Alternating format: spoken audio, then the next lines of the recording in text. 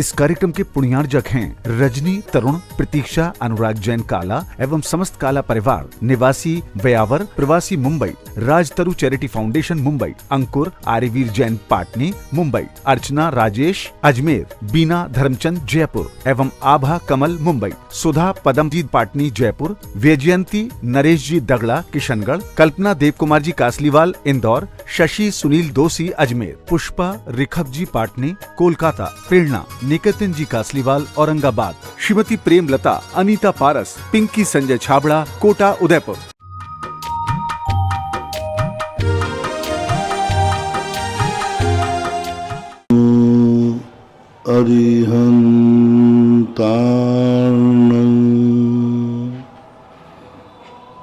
नमो सिद्धार्णं नमो आयर्याणं नमो वज्रायाणं नमो लोये शवशाहूर्णं।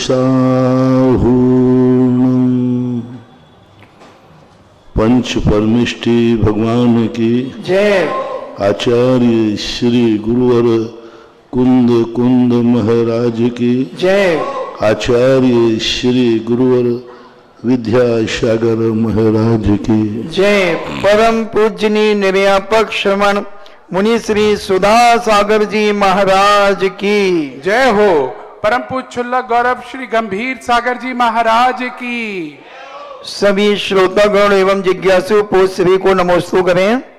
नमोस्तु महाराज जी। इच्छामी महाराज जी। सर्वार्थी महेंद्र जैन पत्रकार इंदौर से पूछते हैं, नमोस्तु महाराज जी, देव कौन कौन होते हैं एवं उनके निकाय कौन कौन से हैं? देव कौन होते हैं एवं उनके निकाय कौन कौन से? देव कौन होते हैं? दिव्यते इति देवः, जो नाना प्रकार की दिव्य शक्तियों से युक्त होते हैं उनको देव कहते हैं। और उनकी कुछ विशेषताएं हैं जैन दर्शन के अनुसार कि अणिमा महिमा गरिमा आदि रिद्धियों से युक्त होते हैं। सप्त धातुओं से रहित उनका शरीर होता है। उनके आहार आदि की व्यवस्था कबलाहार न करके मनसाहार होता है। इस प्रकार के और चार निकाय के देव होते हैं, वान भवन ज्योतिष, व्यंतर भवनवासी ज्योतिषवादी और वैमानिक, ये चार निकाय कहलाते हैं।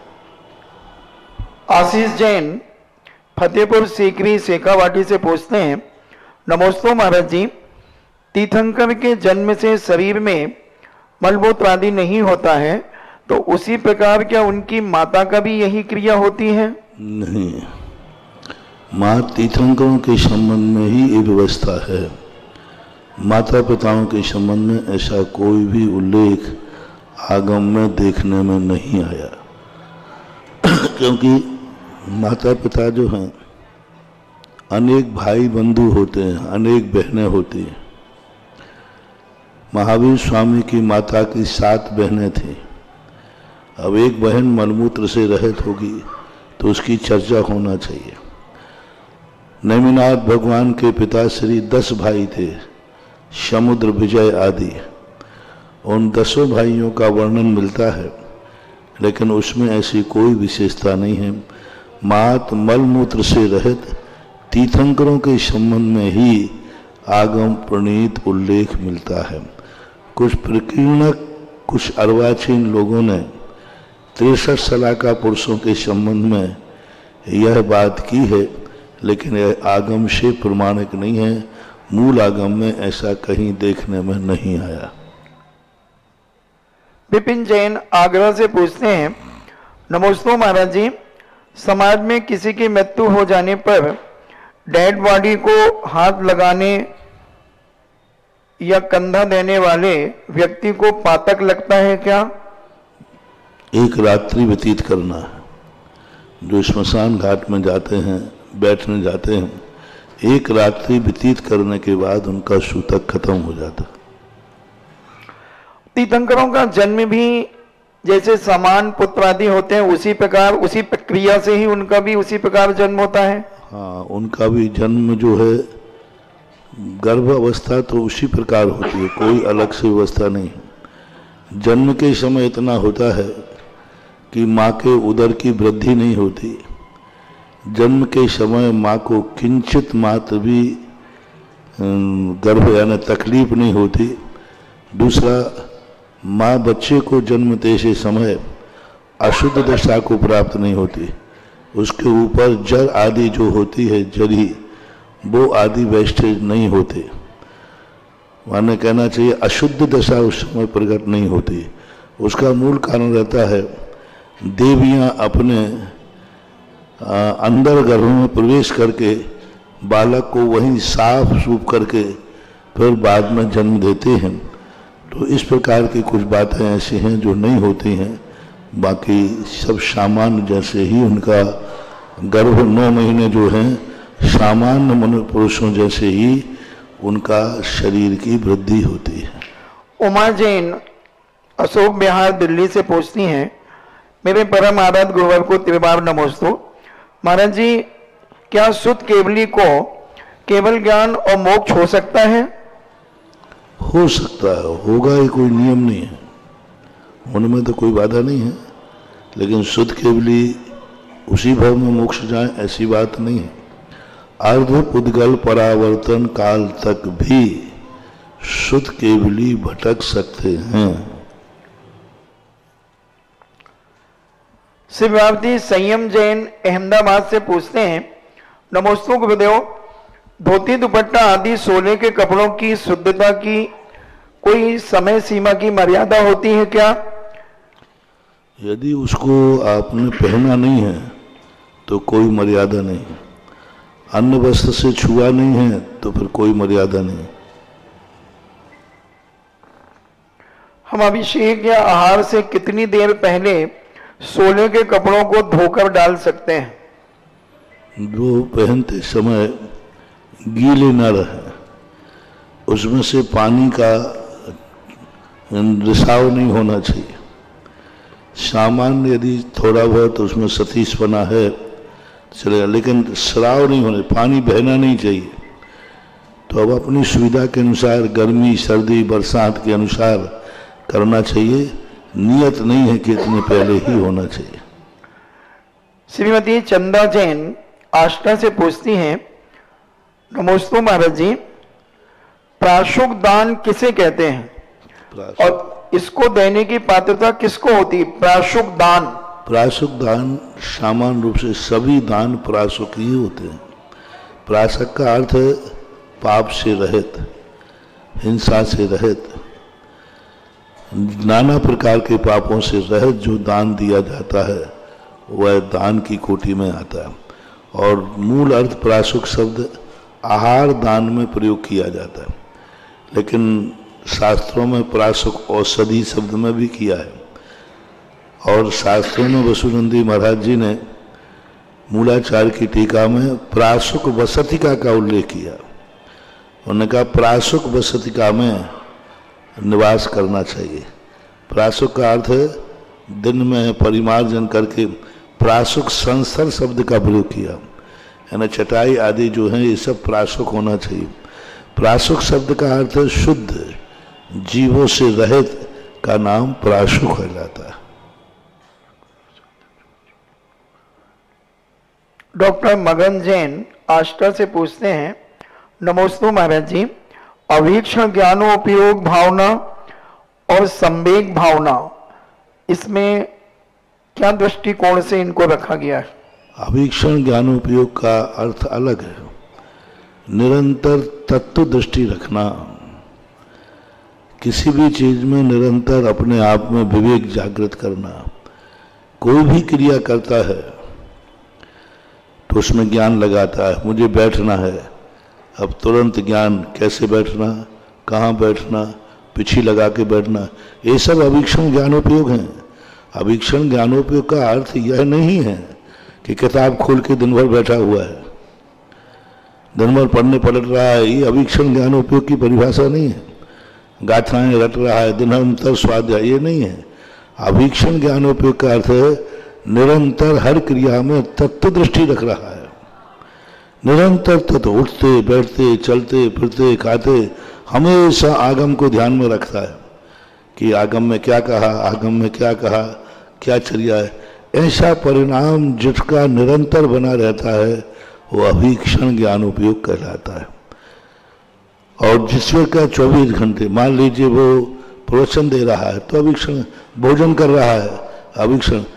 लोगों ने कहा महाराज जी अवीक्षण ज्ञानोपयोग कैसे बनेगा, क्योंकि स्वाध्याय हम 24 घंटे कर नहीं सकते, बीच में सामयिक खत्म होगी, सामयिक अकाल आएगा, तो अवीक्षण कहाँ रहा। तो मैंने कहा यही तो तुम्हारी भूल है कि आप समझो शास्त्र को पढ़ने का नाम स्वाध्याय अवीक्षण ज्ञानोपयोग है नहीं। 24 आहार खाते समय उसको ध्यान आ रहा है।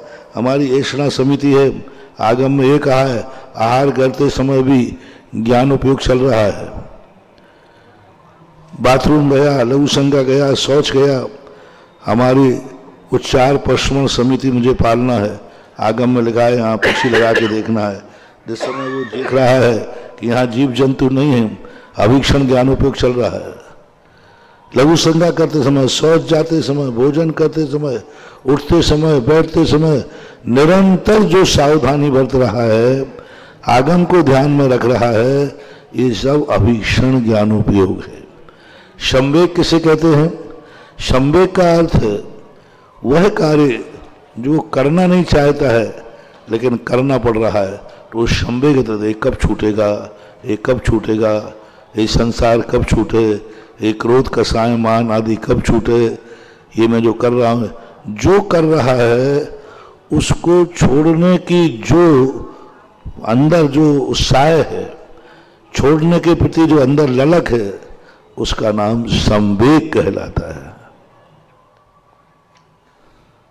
आरसी जैन दिल्ली से पूछते हैं, नमोस्तु महाराज जी, मूल नायक भगवान पर प्रथम पहर में सूर्य की किरण आना सही है या गलत?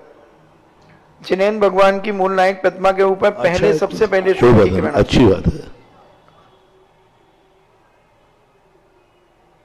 संपदा जैन इंदौर से पूछती हैं, नमोस्तु महाराज जी, अंजना की तो पिछले जन्म के कर्मों के कारण उन्हें 22 साल तक बिछोए हुआ, मगर हनुमान जी के पूर्व भाव तो बहुत अच्छे बताए गए हैं।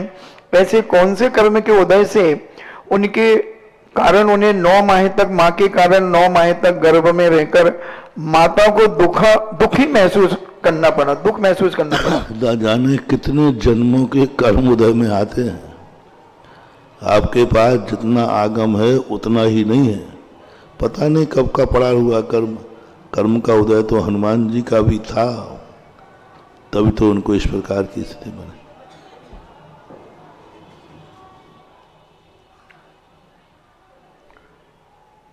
स्वास्तिक पहाड़िया मदनगंज कृष्णगढ़ से पूछते हैं, गुणस्थान क्या है महाराज जी, और हम इस काल में कितने गुणस्थान तक जा सकते हैं, अथवा अगले आने वाले काल में हम कौन से गुणस्थान तक जा सकते हैं? गुणस्थान का अर्थ होता है मोह योग की परिणति से गुणस्थान बनते हैं। मोह का जैसा जैसा क्षय उपशम होता जाता है, उपशम होता जाता है, क्षय होता जाता है, वैसे वैसे गुणस्थान बनते जाते हैं। जैसे जैसे योगों की प्रवृत्ति कम होती जाती है, वैसे वैसे गुणस्थान बनता जाता है। मोह और योग दोनों मिलकर के जो आत्मा के परिणामों को जितना जितना विशुद्ध करते जाते हैं, उतना उतना उनका गुणस्थान बढ़ता जाता है। यूँ कहना चाहिए, संसार में रहने वालों को परिणामों को 14 भागों में बांट दिया, 14 प्रकार की कोटि में बांट दिया, ऐसा मानना चाहिए उसको। और आज वर्तमान में 7वें गुणस्थान तक जीव जा सकता है, उससे ऊपर नहीं। व्रती मुकेश जैन गोटे गांव से पूछते हैं, नमोस्तु महाराज जी, श्री सम्मेद शिखर जी में जो कूटों के नाम दिए हैं, ज्ञानधर कूट, मित्रधर कूट आदि, तो ये किस आधार पर दिए गए हैं? ये संज्ञाएं अनादिकालीन है। जैसे भरत क्षेत्र अनादिकालीन है, मेरु अनादिकालीन है, सूर्य चंद्रमा ये अनादिकालीन है, हिमवन महाहिमवन निषद नील रुक्मी आदि ये अनादिकालीन है। तो ये जो कूटों की संख्या है ये आज की नहीं, अनादिकाल से ये कूट सदा सम्मेद शिखर में माने गए। किसी के द्वारा नाम रखे नहीं गए, ये नेचुरल रूप से अनादिकाल से नाम चले आ रहे हैं। बतिका जैन नई दिल्ली से पूछती हैं, नमोस्तु महाराज जी, जो विजयादशमी पर्व आता है तो हमारे जैन दर्शन में उसके संबंध में कोई चर्चा है और हम किस प्रकार से उसे मना सकते हैं? कोई भी चर्चा धार्मिक रूप से तो नहीं है, बस इतना ही मिलता है कि रावण का पराजय, रामचंद्र जी की जीत विजयादशमी को हुई थी, बस इतना सा उल्लेख, इससे आगे कोई उल्लेख नहीं मिलता। हालांकि कई आचार्यों के इसमें मतभेद हैं कि कार्तिक शुद्ध दशमी को ही रावण मारा गया था और राम की विजय थी, लेकिन फिर भी वह दशमी राम युद्ध की विजय की एक तारीख थी, ऐसा माना जाए। जिज्ञासा समाधान के लाइव सेशन में आप सभी का स्वागत है। आइए आपकी जिज्ञासाओं के साथ आगे बढ़ना चाहेंगे और सबसे पहले नाम लेना चाहेंगे श्रीमती बिम्मी जी जैन दिल्ली। अपनी जिज्ञासा रखें और उसके बाद तैयार रहिएगा गढ़ाकोटा से डॉक्टर सीके जैन साहब। माइक पहुंचा दे दोनों तरफ। गोलाकोट से जी। नमोस्तु गुरुदेव, इच्छामी चुल्लक जी को इच्छामी। गुरुदेव, मैं ऋषभ विहार दिल्ली से आई हूँ और हमारे यहाँ कृतम पावापुरी की रचना हुई है। जैसे 2550 महावीर भगवान के निर्वाण उत्सव के लिए, तो इसमें किस तरह की प्रभावना हो सकती है और क्या ऐसे कृत्रिम रचनाओं से ये एक अच्छा मीडियम है जैन महावीर भगवान की प्रभावना करने के लिए? क्या? नमोस्तु गुरुदेव। प्रभावना के कोई एक तरीके नहीं, अनेक तरीके होते हैं। जहाँ जिस प्रकार का तरीका मिले उस तरीके को महावीर के उत्सव से जोड़ देने पर वो महावीर का बन जाएगा। कार्यक्रम तो सब वही होते हैं, बस करने वाले का पर्पस बदलना। दिन तारीख सब वही होंगे, लेकिन करने वाले का जो अभिप्राय है उसके अनुसार होता है। तो आप जिस ढंग से करना चाहें, जो करने वाले कमेटी वाले हैं वो जिस प्रकार की योजनाएं बनाते हैं, उन योजनाओं में ही अपने आप की सहमति हो जाना चाहिए। भगवान महावीर का 2550वां निर्वाण महोत्सव वर्ष प्रारंभ हो चुका है और पूज्य गुरुदेव ने तो वर्ष के प्रारंभ होने से पूर्व ही एक विद्युत संगोष्ठी इस विषय पर रखकर प्रारंभ करी थी और आने वाले दिनों में हम उम्मीद करते हैं और भी कार्यक्रम इस मंच से यहाँ पर होंगे। और डॉक्टर चक्रेश जी जैन गोलाकोट, और मैं भूल नहीं पाता हूँ आपकी और आपकी पूरी कमेटी का जो सुंदर वहाँ पर व्यवस्थाएं आपने की हैं, वो देखकर राकेश जी वास्तु दिल्ली भी पधारे हुए हैं और पूरी कमेटी है। जरा जोरदार तालियां बजा दीजिएगा। और अध्यक्ष जी हमारे श्रीमान एसके जैन साहब भी यहाँ हैं, साथ ही अच्छे लगेंगे, एक फोटो वहाँ पर आनी चाहिए। आप प्रश्न पूछिए। डॉक्टर साहब भी आ रहे हैं, ओ आईपीएस सर भी आ रहे हैं। हाँ। सूरज जैसा तेज आपका, मृग जैसे है नैना, सिंह जैसी है चर्या आपकी, जन जन का है कहना, जन जन का है कहना। परम पूज्य व्यापक मुनि पुंगव सुधा सागर जी महामुनिराज के चरणों में तीर्थोदय अनुचित कमेटी एवं समस्त संरक्षक मंडल का कोटि नमन। क्षुल्लक श्री के चरणों में इच्छामी इच्छामी इच्छामी। हे गुरुवर, दीपक आरती के जलते ही रह गए, आए नहीं सुधा सागर जी महाराज, आए नहीं सुधा सागर जी महाराज। हे गुरुवर, हम लोगों का पुण्य थोड़ा सा कम पड़ गया, लेकिन अब आगे से हम लोग अपने पुण्य को प्रबल करेंगे। अभी पिछले दिनों हम लोग पूज्य आचार्य रघुवंशी विद्यासागर जी महामुनिराज के चरणों में डोंगरगढ़ जाकर के 3-4 बसें ले गए थे और कुछ वाहन ले गए थे। पूरी 84 समाज ने गुरु जी के चरणों में कोटिवार नमोस्तु करते हुए निवेदन किया कि हे गुरुवर, तीर्थोदय क्षेत्र गोलाकोट जी पर भव्य पंचकल्याणक महोत्सव आपके सानिध्य में और पूज्य सुधासागर जी के निर्देशन में हो, ऐसी हम सभी की भावना थी। हे गुरुवर, आज की शंका है कि आपके आशीर्वाद से कमेटी को ऐसे अध्यक्ष द्वय मिले हैं जो कि देश में पूरे तीर्थ क्षेत्र गोलाकोट जी का देश ही नहीं विदेश में नाम रोशन कर रहे हैं आपके मार्गदर्शन में। हे गुरुवर, हम तीर्थोदय क्षेत्र गोलाकोट जी पर ऐसा क्या अच्छा और करें जिससे युवा पीढ़ी, सारे देश से पूरे यात्री पूरे देश से पधार रहे हैं, लेकिन युवा पीढ़ी को हम कुछ स्पेशल करें, कुछ विशेष करें, क्योंकि युवा पीढ़ी ही हमारे देश का भविष्य है, हमारी समाज का भविष्य है। नमोस्तु गुरुदेव, नमोस्तु गुरुदेव, नमोस्तु। कोई भी धर्म होता है जब व्यक्ति के जीवन से जुड़ जाता है, जहां वो रह रहा है वहां की समस्याओं के समाधान से जुड़ जाता है, जो वो कर रहा है उस क्रिया में सफलता से जुड़ जाता है, तो युवा वर्ग जल्दी आगे आ जाता है। युवा वर्ग जो है पढ़ने में जल्दी आगे नहीं आएगा। युवा वर्ग को लाने के लिए चॉकलेट चाहिए। बच्चे को आप कितने ही समझाओ कि पढ़ने से ये होता है, ये होता है, ये होता है, वो कहता है मेरी खोपड़ी में कुछ नहीं आ रहा। कितनी पढ़ाई की महिमा वाहो, बालक को कुछ नहीं आती। बालक को एक बात आती है, क्या इस सब पढ़ने के लिए चॉकलेट मिलेगी? बस वो चॉकलेट को जानता है, आगे उसको कुछ नहीं चाहिए। तुम कितने का भैंस के सामने बीज बनाना है, वो कहता है उसके साथ चॉकलेट जुड़ी है क्या? पर एक चॉकलेट जोड़ लीजिए, फिर वो कहता है आपको जो कराना करा दो। मंदिर जाऊंगा चॉकलेट मिलेगी, बोले मिलेगी, चला जाऊंगा। स्कूल जाएगा चॉकलेट मिलेगी, बोले चला जाऊंगा। उसका मूल पर्पस है चॉकलेट। तो मैंने भी देखा, जब तुम लोगों के देखे कि बच्चे लोग, तुम लोग कैसे पढ़ा लेते हो इतने बच्चों को। हम तो इतने बड़े बड़े बच्चों को नहीं समझा पा रहे, इतने बड़े बड़े बच्चों को स्कूल पाठशाला नहीं भेज पा रहे। और तुम लोग कैसे भेजते, छोटे से बच्चे को, 5 साल के बच्चे को स्कूल भेज देते हो, वो ठंड में चला भी जाता है, कितने किलोमीटर दूर भेज देते हो और पढ़ जाता है। फिर मनुष्य कला सीखना चाहिए, माँ बापों से कला सीखना चाहिए, बच्चों को कैसे समझाया। तो मुझे कहता बोला कि बच्चा कहता है, मैंने कहा क्यों पढ़ने चले? मम्मी का बड़ा जी मैं नहीं गया, मैं तो इसलिए गया कि स्कूल जाऊंगा तो चॉकलेट मिलेगी। बस मैंने कहा ठीक। अब यही जब से मैंने हर धर्म के साथ एक चॉकलेट जोड़ता जा रहा हूं और जम के प्रभाव हो रही है। शांति धारा के साथ मैंने कुछ नहीं किया, एक चॉकलेट जोड़ दी।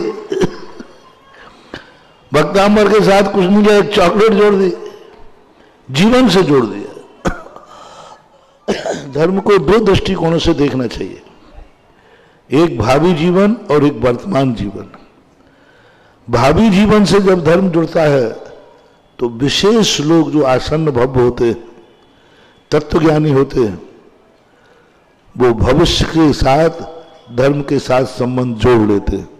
आज कितना भी कष्ट हो, कुछ भी हो, उनको भविष्य दिखता है, लेकिन इनकी संज्ञा बहुत कम होती है।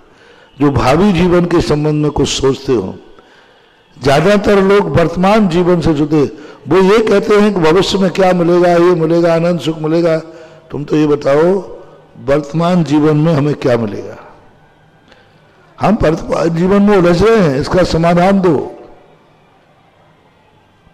तो जब धर्म में और सभी आचार्यों ने दिया है अभ्युदय और निश्रेय सुख, ये दोनों की चर्चाएं की, इसलिए धर्म को, क्षेत्रों को हमें इनकी जिंदगी से जोड़ना होगा, हमें इनकी पढ़ाई से जोड़ना होगा, हमें इसकी नौकरी से जोड़ना पड़ेगा, हमें इसके धंधे से जोड़ना पड़ेगा, हमें इसकी रोजी रोटी से जोड़ना पड़ेगा, हमें इसकी बीमारी से जोड़ना पड़ेगा। वो किससे परेशान है, उस परेशानी का समाधान हमें धर्म में निकालना पड़ेगा, तब कहीं ये धर्म की तरफ मुड़ेगा। वो कहता है मेरी वर्तमान समस्याएं सुलझाओ, भविष्य तो कौन देखा। तो वो कला भी एक होना चाहिए। युवा वर्ग वैसे आ रहा है। युवा की ये खूबी होती है, समझाने से नहीं लौटता, ठोकर खा के लौटता है। युवा वर्ग उस बालक के समान होता है जिस बालक के सामने दीपक रखा है, अपन कहो देखो बालक इसको छूना मत, वो तत्ता है, वो कुछ सुनते ही नहीं, वो समझते ही नहीं, वो जानते ही नहीं, वो कहता कह रही होगी, और जाके वो पकड़ लेता है। अब पकड़ने के बाद जब उसको चटका लगता है फिर कहता है हु तत्ता है। तो आज का बालक जो है ठोकर खाने के बाद चेतता है, आ रहा है, लौटेगा। आज से 50 साल के बीच के पीरियड को मैं देख रहा हूं। आज मंदिरों में, धार्मिक स्थानों में युवाओं की संख्या बढ़ रही है। आज से 50 साल के पहले की और आज की स्थिति में देख रहे हैं युवा लोग त्यागी वृत्ति बन रहे हैं। आज देख रहे हैं 50 साल पहले के बाद के, और आज देखो आचार्य पूज्य गुरुदेव के पूरा संघ युवाओं से भरा पड़ा है। युवाओं का आकर्षण है। युवाओं का इतना आकर्षण हुआ कि आज सैकड़ों युवा इस पंचम काल में भी संयम के मार्ग पर चल रहे हैं। तो बस एक ऐसी हमारे लिए होना चाहिए। हालांकि गोलाकोट में वो सारी सुविधाएं हैं जो युवाओं को चाहिए, कर रहे हैं, बहुत अच्छा। नमोस्तु गुरुदेव। तो बस चॉकलेट जिसकी बात कर रहे हैं पूज्य गुरुदेव, वो चॉकलेट का असर पूरे भारत में हमें दिख रहा है। और जिस तरह से युवा पीढ़ी आकर्षित हो रही है, निश्चित तौर पर बहुत एक अच्छे चिन्ह दिखाई दे रहे हैं। एक अनुरोध गुरुदेव हम करना चाहेंगे। आज आपकी तीर्थोदय की कमेटी पूरी आई है, राकेश जी वास्तु भी हैं और हमारे एसके जैन साहब भी हैं, चक्रेश जैन जी भी हैं। हम चाहेंगे इनका एक्सपीरियंस तीर्थोदय कमेटी को मिले, जो जिस तरीके से तीर्थोदय कमेटी का एक्सपीरियंस लोकोदय कमेटी को मिले। क्योंकि जिस तरह का कार्य हमने देखा, प्लानिंग देखी और जिस तरह से वहां बनाए गए हैं, हमें बड़ा कॉन्फिडेंस आया पूज्य गुरुदेव कि आपने जो योजना आगरा में रखी है वो 10 साल में नहीं, अगर उसी तरह चले तो 5 साल में भी पूरी हो सकती है। तो बस यही अनुरोध है, आपकी एक कमेटी को हमसे भी जोड़ दीजिए, बीच बीच में हम इनका साथ लेते रहें। इनका सबसे बड़ा एक गुण है समर्पण। दूसरा गुण है कुछ भी वहां एक कील भी लगाना है तो तुरंत महाराज के पास आकर पूछ के ही लगाना है। तीसरा समर्पण है कि हमारे लिए, धर्म के लिए उस आधुनिक शैली में जोड़ना है जिससे लोग ये समझें कि धर्म पुराना है इसलिए पुराने विचार हैं। नहीं, धर्म आज भी उतना नया है जितना युग नया है। इस प्रकार का दृष्टिकोण बनना और समाज को संगठित होकर लेके चलना सबसे बड़ी खूबी है कि समाज को अंतर्राष्ट्रीय कर दिया। भारत का हर व्यक्ति के लिए तीर्थोदय क्षेत्र गोलाकोट की कमेटी में ट्रस्टी बनने का रास्ता खुला हुआ है। 12 मासी खुला है, 24 घंटे खुला है। और ये जब किसी भी चीज की सदस्यता जब खुली हुई रहती है उसमें सदा स्वच्छ हवाएं आती हैं, स्वच्छ जल आता है, स्वच्छ वायु बहती रहती है। और जो संस्थाएं 4 लोगों के हाथ में कब्जे में चली जाती हैं और उनके द्वारा ही सीमित हो जाती है, फिर दूसरे की सदस्यता वो बनाएगा तो बनेंगे, वो जिसको चाहेगा उसको बनाएंगे। ये पॉलिटिक्स जिस संस्था में आ जाती है उस संस्था में जो अंदर की वायु है वो गंदी हो जाती है।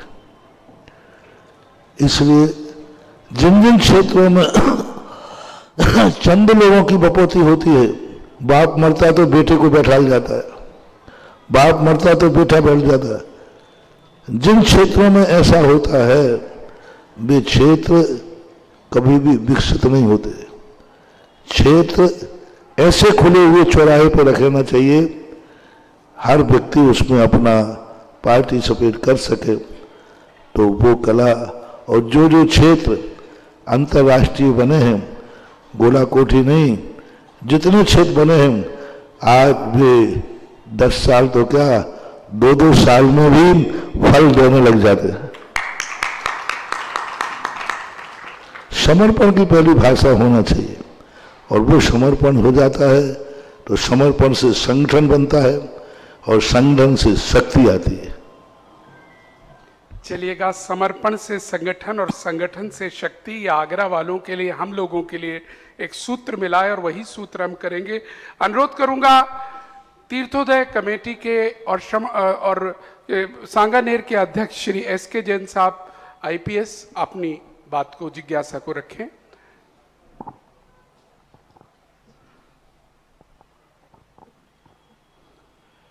मेरे पूज्य गुरुदेव के चरणों में मेरा त्रिबार नमोस्तु। पूज्य छुल्लक जी के चरणों में त्रिबार इच्छामि। पूज्य गुरुदेव, आपके आशीर्वाद से और आपके निर्देश में बहुत सारे नए तीर्थों का निर्माण हुआ और बहुत सारे पुराने तीर्थों का जीर्णोद्धार हुआ। नए नए तीर्थ हमारे बन रहे हैं, लेकिन एक जो सबसे बड़ी समस्या आज के समय में आ रही है और जिससे हम सब परिचित भी हैं और हम सब लोग चिंतित भी हैं कि हमारे तीर्थ क्षेत्रों की सुरक्षा हम लोग नहीं कर पा रहे हैं, और रोजाना कोई न कोई इंसिडेंट व्हाट्सएप के माध्यम से सुनते हैं कि अमुक क्षेत्र में ये हो गया, अमुक क्षेत्र में ये हो गया। और दुर्भाग्य से जो कमेटियां हैं जो क्षेत्रों की, वो सुरक्षा के पक्ष को जरा सा भी महत्व नहीं देती है, और इसका नतीजा है कि तीर्थ क्षेत्र हमें लगता है हमारे हाथ से निकल रहा है। और पूज्य गुरुदेव, मैंने पिछली बार भी इसी जिज्ञासा समाधान में ये निवेदन किया था कि कहीं इन मंदिर की कमेटियों को इकट्ठा करके हम कुछ ऐसा करें कि इनको बताएं कि इनको क्या करना है सुरक्षा के लिए, क्या क्या उपाय करें और उसको कैसे इम्प्लीमेंट करें, ताकि वो एक अवेयरनेस इनमें जागृत की जा सके कि भाई हमारे को हमारे तीर्थ क्षेत्रों की रक्षा करनी, तभी हमारे धर्म की रक्षा होगी। तो आपका मार्ग निर्देशन इस बारे में गुरुदेव चाहिए। होना ही चाहिए। तीर्थ क्षेत्र के जितने भी तीर्थ क्षेत्र हैं, एक काम हम एक दिन पहले बोल चुके, एक काम तीर्थ क्षेत्र कमेटी को करना चाहिए। तीर्थ क्षेत्र कमेटी एक हमारे भारतवर्षीय ऐसी कमेटी है जिसको हर तीर्थ क्षेत्र की मीटिंग रहना चाहिए। पदों के लिए तो लोग लड़ते हैं, पदों के लिए तो कंपटीशन करते हैं, लेकिन ये विचार करना चाहिए कि पद पर तीर्थ क्षेत्र कमेटी का अर्थ क्या। हर तीर्थ क्षेत्र के पास जाके मीटिंग करें और मीटिंग करके उनको सुझाव दें कि आप क्षेत्र की सुरक्षा कैसे करें, क्षेत्र को कैसे बचाएं। क्षेत्र ये तीर्थ क्षेत्र कमेटी को करना चाहिए। फिर भी यदि वो नहीं कर पा रहे हैं तो आपके मन में विचार आया है, आप एक एक प्रांत के तीर्थ क्षेत्र की कमेटियों को आप खुद बुला करके, मैं तुम्हें समय दे दूंगा, आप बुला करके उनको गाइड करें, उनको समझाएं। जैसे अभी मनोज बाबू ने कहा था कि क्षेत्र का विकास कैसे होता है और क्षेत्र को कैसे सुरक्षित किया जाता है, उसके संबंध में आप मैं प्रयास करें, कर सकते हैं। मैं तो संकेत दे दूंगा, उपदेश दे दूंगा, शामिल दे दूंगा, लेकिन बुलाना तुम्हारे पास पड़ेगा, क्योंकि मेरे पास ना लेटर पैड है ना मोबाइल है, कोई साधन नहीं, बुलाऊं कैसे। ये होना आज के समय पर ये बहुत जरूरी है। संगठन, मैंने कहा ना, संगठन से शक्ति आती है, संगठन होना चाहिए। हमें प्रांतीय संगठन बनाना चाहिए। प्रांत में जितने तीर्थ क्षेत्र हैं, इनकी साल भर में एक बार सारे तीर्थ क्षेत्रों की मीटिंग होना चाहिए, और 2-4 साल के बाद सारे भारत के तीर्थ क्षेत्रों के अध्यक्ष, मंत्री, कोषाध्यक्ष की एक मीटिंग होना चाहिए। सेंट्रलाइज होना चाहिए। सेंट्रलाइजेशन नहीं है तो हम कुछ भी नहीं कर पाएंगे।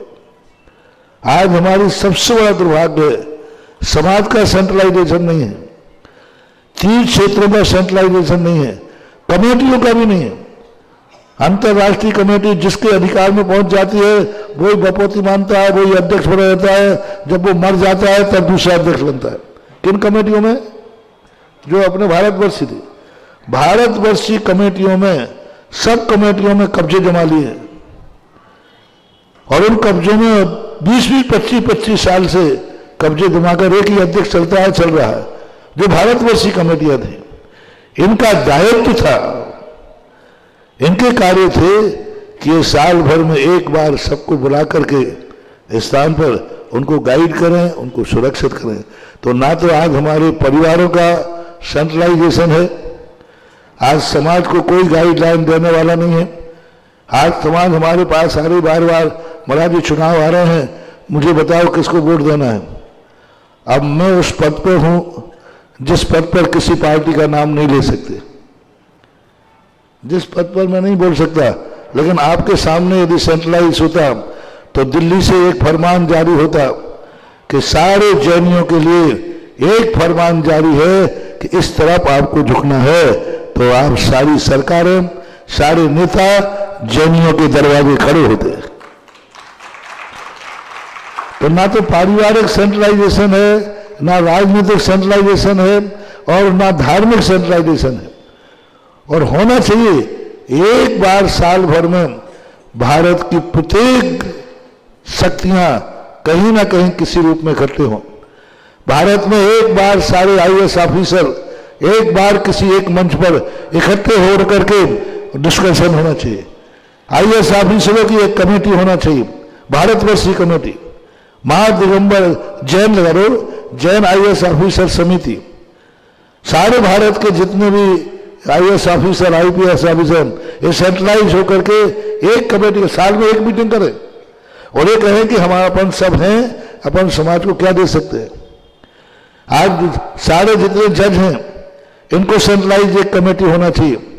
आज जितने डॉक्टर हैं इनको सेंट्रलाइजेशन होना चाहिए, एक पूरे भारत की डॉक्टरों की कमेटी होना चाहिए और वो डॉक्टर सब एक स्थान पर बैठे। तो ये जब तक अपन नहीं करेंगे तब तक अपन सब, बहुत योग्यताएं हैं जैनियों में, बहुत योग्यताएं हैं, मां बिखरी पड़ी हुई है, इसलिए समाज उनका लाभ नहीं ले। सारे बड़े आदमी हैं, अमीर आदमी हैं, उनका सेंट्रलाइजेशन हो जाए कि अपन सारा बजट, अपन जो दान देते हैं इस साल भर में एक बार इकट्ठे होकर वे अपने बजट को दिशा देवें कि हम सारे बड़े आदमी एक वर्ष में 100 करोड़ रुपया खर्च करेंगे, इस वर्ष का बजट है इस दिशा में खर्च करेंगे, सारे भारत में तहलका मच जाएगा। दान तो देते ही रहे, लेकिन सारे सेठ सेंट्रलाइज नहीं हो सकते, सारे सेठ एक मिलकर के एक दिशा तय करें। तो ये सब हो सकता है जब हो, लेकिन आज बहुत, इसलिए वीरचंद स्वामी महाराज को, पूज्यवर को ये लगा था कि पंचम काल में सब कुछ होगा लेकिन संगठन नहीं होगा। तो उन्होंने अपने शास्त्र में कलऊ एकता बलम, कल युग में एकता ही बल है, बाकी सब निर्बल हैं, ऐसा होगा। नमोस्तु गुरुदेव, नमोस्तु गुरुदेव। अभी अभी पूज्यवर ने जो बातें कही आज बहुत महत्वपूर्ण है, शायद इसको अलग से निकाल कर सबको सुनाना चाहिए कि आज संगठन के लिए हमें क्या आवश्यक है। पूज्यवर सराकोद्धार आचार्य ज्ञान सागर जी ने इस फील्ड में काम किया था, लेकिन उनके जाने के बाद सब कुछ बिखरा हुआ है। आज आपने ये वाली बात पहली बार इस मंच के सामने लाई है। अगर आप संरक्षण देने को तैयार हैं तो लगभग कुछ आधी अधूरी तैयारियां हैं, चाहे वो आईएएस फील्ड की हो, चाहे डॉक्टर्स फील्ड की हो, चाहे एडवोकेट्स फील्ड की हो, सब लोग आने को तैयार हैं। आपका आशीर्वाद अगर मिलेगा ये कार्य आगे बढ़ सकता है। मनोज बाबू, जो ज्ञान सागर महाराज जी ने किया था वो मैं भी बहुत बार कर चुका हूं, बहुत आदमी, कुछ नहीं होने वाला। इनकी रजिस्टर्ड संस्था होना चाहिए। हम यदि आज बुला लेंगे सब आ जाएंगे, डॉक्टरों को बुला लें, वकीलों को बुला लें। और यही मैंने एक बार ज्ञान सागर महाराज को भी संदेश दिया था, ये सम्मेलन से कुछ नहीं होने वाला है। आएंगे, सम्मेलन होगा, 2 दिन अपने बोल जाएंगे, चले जाएंगे। इनकी संस्था बनाओ, रजिस्ट्रेशन संस्था बनाओ, जो एक व्यक्ति जाने के बाद भी वो संस्था चलती रहे, जीवित रहे। उसका मान लो जैसे मैंने IAS ऑफिसरों की बात कही, एक रजिस्टर्ड संस्था हो, उसका वो सदस्य बने और सदस्य बनकर के वो संस्था समय समय पर साधुओं के सानिध्य में जाए, साधुओं से सानिध्य मांगे कि महाराज हमारी संस्था है और इसमें हम आपके सानिध्य में कार्यक्रम करना चाहते, तो फिर स्थायी काम होगा। जैसे आज अपन तीर्थ क्षेत्र कमेटी है, तो आज कोई निर्देश दे तो सकते हैं, तो हमें एक संस्था बनाना पड़ेगी और संस्था का एक रजिस्ट्रेशन हो और जिस संबंधी रजिस्ट्रेशन हो अपन उस संस्था को सौंप दे कि भाई ये निर्णय करेगा। मान लीजिए कोई कानूनन बाधा से उलझी हुई है, तो अपने यहाँ एक भारतवर्षीय जैन वकीलों का एक संगठन हो, रजिस्टर्ड हो, अपन उसमें जाकर के सौंपे कि भाई ये समस्या है, आप लोग परामर्श करके दो। तो ये अधिवेशन से काम नहीं चलेगा। अधिवेशन के पहले वो संस्था रजिस्टर्ड हो, विधिवत चुनाव हो और विधिवत उसमें एक जाने के बाद वो बंद नहीं हो, दूसरा उसके ऊपर पदाधिकारी संभाले। आज हमारे सामने ज्ञान सागर के सामने महाराज के सामने अधिवेशन किया, चलेगा, खत्म हो गया। हमारे सामने करोगे तो हम चले जाएंगे, फिर खत्म हो जाएगा, तो फिर इसका रनिंग नहीं बन पाएगी। तो ऐसा होना चाहिए। मेरे ख्याल से पूरे भारत के सभी लोग सुन रहे हैं इस बात को, जिसमें एडवोकेट्स भी हैं, सीनियर एडवोकेट्स भी हैं, चार्टर्ड अकाउंटेंट्स भी हैं, डॉक्टर्स भी हैं और IAS भी हैं। जो पूज्य गुरुदेव ने कहा उस कार्य के लिए आप लोग आगे आइए। पहले एक रजिस्टर्ड संस्था बननी चाहिए, बिल्कुल सत्य बात है। एक कार्य प्रणाली तय होनी चाहिए, बॉडी बननी चाहिए और उसके बाद आगे निर्देशन लेके कार्य होना चाहिए। बहुत बहुत धन्यवाद SK जैन साहब दिल्ली, आपने एक डिस्कशन को आगे बढ़ाया और थोड़ी सी कमी हमारी भी रही। जो आपने सुरक्षा की बात कही थी, हमने उस वक्त कहा था हम कराएंगे, लेकिन हमें नहीं मालूम था कि पूज्य गुरुदेव का शेड्यूल इतना टाइट होता है, क्योंकि 10 लक्षण के बाद एक दिन हम नहीं निकाल पाए कि उसमें कार्यक्रम दे सके। इतने कार्यक्रम और इतने बड़े बड़े कार्यक्रम, इतने आनंददायक कार्यक्रम कि हम उसमें और कुछ दखल नहीं दे पाते थे, लेकिन आगे मौका अगर मिलता है तो निश्चित तौर पर हम आपके साथ रहेंगे उत्तर प्रदेश में जब तक पूज्य गुरुदेव हैं तब तक। और चलिए, और इसमें एक और सुझाव है, प्रसंग आया है, संस्था बनने के बाद बजट न बनाया, जनता से धन की अपेक्षा ना करें। कोई भी संस्था बने, पहले जो सदस्य बने वो सदस्य अपने धन से ही उस संस्था की पूंजी बनाए। लोग तुरंत कहते महाराज बना लूंगा, आप बजट दे दो, तो बजट को यहां तुम्हारे बाप ने कमा के रख दिया, जो दे दें। हाँ, कहा बजट वो ना, और ये मैंने पैटर्न दे दो, आप देखना गोलाकोट चाहे कोई भी क्षेत्र, जब भी कोई संस्था बनती है हम दुनिया से चंदा नहीं लेते, जो दस्तर बनता है वही सदस्यता शुल्क जमा कराओ। होता है कि नहीं? यहां भी देख लीजिए, सब जगह सब। उससे क्या हो जाएगा, जो सदस्य बन रहा है वो ही इतना बजट इकट्ठा कर लेगा कि किसी के सामने भीख मांगने की जरूरत ही नहीं पड़ेगी। तो ये हर संस्था में होना चाहिए कि हम चंदा चिट्ठा बाहर से नहीं लेंगे, हम जो सदस्य हैं यही अपनी पूंजी में से सदस्यता के नाम से दान जमा करके इस संस्था को जीवित करेंगे। उसका परिणाम होगा करोड़ों करोड़ रुपया तुम्हारी पूंजी तुम्हारे अंदर में रहेगी, तुम्हारी संस्था में रहेगी। लोग तुम्हें आरोप प्रत्यारोप नहीं लगा पाएंगे, तुम्हें पराधीन नहीं होना पड़ेगा, साहब मैं क्या करूं, ये होना चाहिए। चलिएगा, अगले जिज्ञासा के लिए बुलाना चाहेंगे ब्रह्मचारिणी गीता दीदी, उन तक माइक पहुंचा दें। हाँ, पहुंच गया, चलिए।